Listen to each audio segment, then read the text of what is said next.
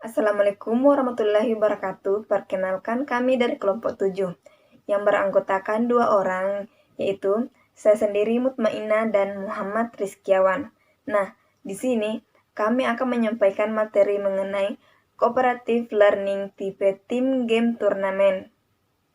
Yang pertama itu pengertian pembelajaran kooperatif tipe TGT. Pembelajaran kooperatif merupakan suatu strategi pembelajaran di mana siswa bersama dalam kelompok-kelompok kecil yang memiliki tingkat kemampuan akademik yang berbeda, saling membantu satu sama lainnya. Nah, adapun tujuan pembentukan kelompok kooperatif adalah untuk memberikan kesempatan kepada siswa terlibat secara aktif dalam proses berpikir dalam kegiatan belajar. Sedangkan pembelajaran kooperatif model tim game turnamen adalah salah satu tipe atau model pembelajaran kooperatif yang mudah diterapkan, melibatkan aktivitas seluruh siswa tanpa harus ada perbedaan status, melibatkan peran siswa sebagai tutor sebaya dan mengandung unsur permainan. Aktivitas belajar dengan permainan yang direncanakan dalam pembelajaran kooperatif model TGT memungkinkan siswa dapat belajar lebih rileks di samping menumbuhkan tanggung jawab, kerjasama, persaingan sehat, dan keterlibatan belajar. TGT adalah pembelajaran yang melibatkan siswa dalam kelompok-kelompok belajar yang beranggotakan 5-6 siswa yang memiliki kemampuan, jenis kelamin, dan suku yang berbeda. Nah, yang kedua yaitu ciri-ciri pembelajaran kooperatif tipe TGT. Yang pertama, siswa bekerja dalam kelompok-kelompok kecil. Siswa ditempatkan dalam kelompok belajar yang beranggotakan 5-6 siswa yang memiliki kemampuan, jenis kelamin, dan suku yang berbeda. Dengan adanya heterogenitas antara kelompok, diharuskan dapat memotivasi siswa untuk saling membantu antara siswa yang berkemampuan lebih dengan siswa yang berkemampuan kurang dalam menguasai materi pembelajaran. Hal ini akan menyebabkan tumbuhnya rasa kesadaran pada diri siswa bahwa belajar secara kooperatif sangat menyenangkan. Nah, yang kedua itu games turnamen. Dalam permainan ini, setiap siswa yang bersaing merupakan wakil dari kelompoknya. Siswa yang mewakili kelompoknya masing-masing ditempatkan dalam meja-meja turnamen. Tiap meja turnamen ditempatkan 4-5 orang dan diusahakan agar tidak ada peserta yang berasal dari kelompok yang sama. Dalam setiap meja turnamen diusahakan setiap peserta homogen dari segi kemampuan akademik. Artinya, dalam satu meja turnamen, kemampuan setiap peserta diusahakan agar setara. Hal ini dapat ditentukan dengan melihat nilai yang mereka peroleh pada saat pretest. Dan yang terakhir yaitu penghargaan kelompok. Langkah pertama sebelum memberikan penghargaan kelompok adalah menghitung rata skor kelompok.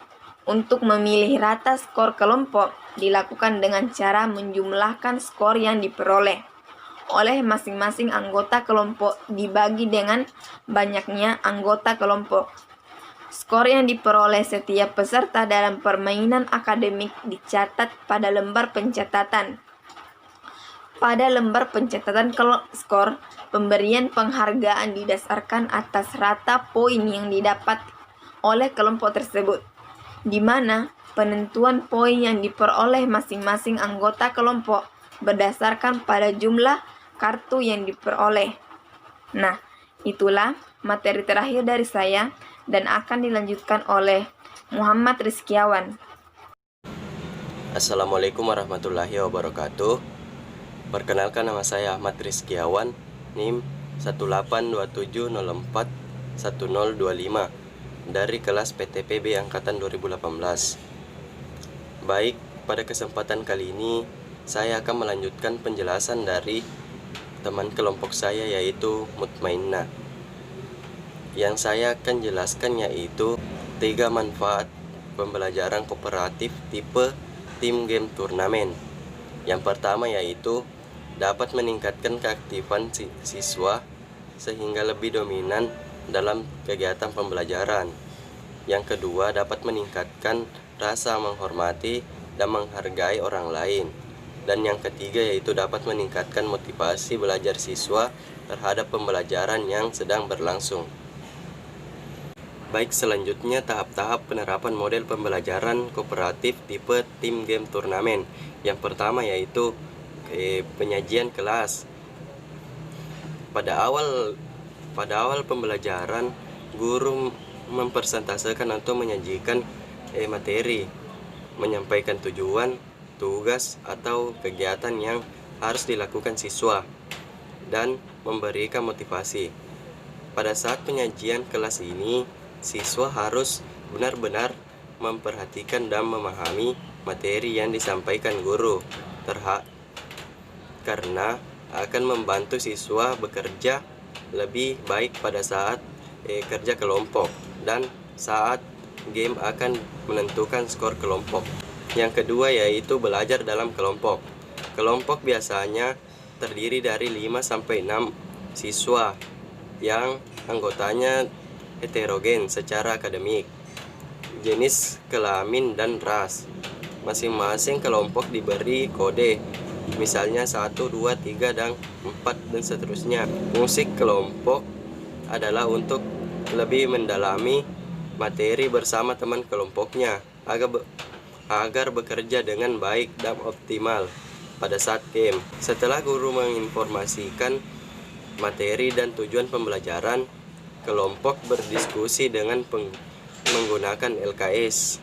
Selanjutnya yaitu yang ketiga, permainan. Game terdiri dari pertanyaan yang dirancang untuk menguji pengetahuan yang didapat siswa dari penyajian kelas dan belajar kelompok. Permainan diikuti oleh anggota kelompok dari masing-masing kelompok yang berbeda.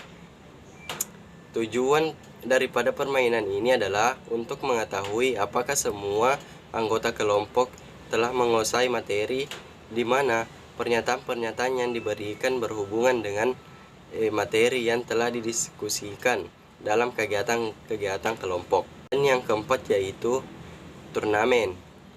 Biasanya turnamen dilakukan pada akhir minggu atau pada setiap unit setelah guru melakukan persentase kelas atau kelompok.